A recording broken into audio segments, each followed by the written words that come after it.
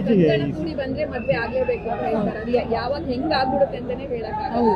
ಇವಾಗ ದರ್ಶನ್ ಸರ್ ಅಲ್ಲಿದ್ದಾರೆ, ಒಂದ್ ವೇಳೆ ಇಮಿಡಿಯೇಟ್ ಫಿಕ್ಸ್ ಆಯ್ತು ಅವಾಗ ನಿಮ್ಮ ಅಂದ್ರೆ ಅವರು ಬರ್ಬೇಕನ್ನೋ ಆಸೆ ಇರುತ್ತೆ ಗುರುಗಳು ಅಂತ ಹೇಳ್ತಾರೆ. ಹೌದು, 100%. ಆ ಸಂದರ್ಭದಲ್ಲಿ ಕೂಡ್ ಬಂತು ಫಿಕ್ಸ್ ಆಯ್ತು ಅಂತಂದ್ರೆ ನಿಮ್ಮ ನಿರ್ಧಾರ ಹೇಗಿರುತ್ತೆ? ಒಂದ್ ಮಾತು ಹೇಳಕ್ ಇಷ್ಟಪಡ್ತೀನಿ. ಟೈಮ್ ಯಾವಾಗ ಹೆಂಗೆ, ಅದು ಬ್ಯಾಡ್ ಟೈಮ್ ಆಗಿರ್ಬೋದು, ಗುಡ್ ಟೈಮ್ ಆಗಿರ್ಬೋದು, ನಮ್ಮ ಕೈಲಂತೂ ಇಲ್ಲ.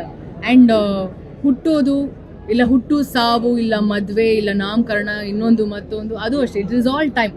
ನನಗೆ ಕಂಕಣ ಭಾಗ್ಯ ಯಾವಾಗ ಬರುತ್ತೋ ನನಗೂ ಗೊತ್ತಿಲ್ಲ. But as I told you, very soon 100% ನಾನು ಮದುವೆ ಆಗಬೇಕು ಅಂತ ಇರೋಳು. ನೋಡೋಣ, ಗಾಡ್ಸ್ ಗ್ರೇಸ್, ಅವನ ನಿರ್ಧಾರ. ನಾವು ಯಾರು ನಿರ್ಧಾರ ಮಾಡೋದು ತಪ್ಪ. ಏನ್ ಗೊತ್ತಾ, ಐ ಲವ್ ಯು ಅಷ್ಟೇ.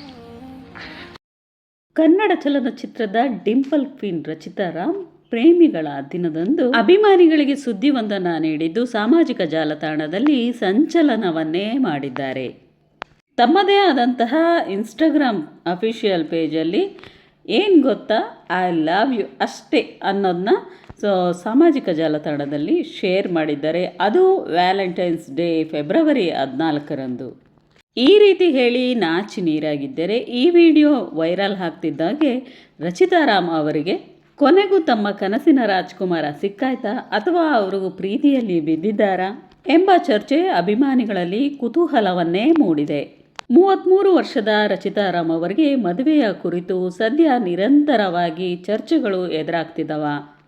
ಈ ಹಿಂದೆ ಅವರು ನನ್ನ ತಂದೆ ತಾಯಿಗಳು ಹುಡುಕಿರುವ ಹುಡುಗನನ್ನೇ ಮದುವೆಯಾಗುತ್ತೇನೆ ಎಂದು ತಿಳಿಸಿದ್ರು. ಆದರೆ ಈ ರೊಮ್ಯಾಂಟಿಕ್ ವಿಡಿಯೋವೊಂದನ್ನು ನೋಡಿರುವ ನೆಟ್ಟಿಗರು ಶೀಘ್ರದಲ್ಲೇ ಮದುವೆಯ ಸಿಹಿ ಸುದ್ದಿ ನೀಡಬಹುದೆಂದು ಊಹಿಸ್ತಾ ಇದ್ದಾರೆ.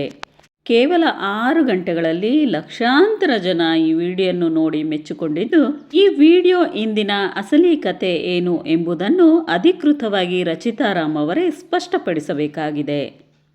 ರಚ್ಚು ವಿಡಿಯೋ ಇಷ್ಟ ಆಗಿದ್ರೆ ದಯವಿಟ್ಟು ನನ್ನ ಚಾನಲ್ಗೆ ಸಬ್ಸ್ಕ್ರೈಬ್ ಮಾಡ್ಕೊಳ್ಳಿ. ನೆಕ್ಸ್ಟ್ ವ್ಲಾಗಲ್ಲಿ ಮತ್ತೆ ಸಿಗ್ತೀನಿ. Take care. ಎಲ್ರಿಗೂ ಲವ್ ಯು ಆಲ್.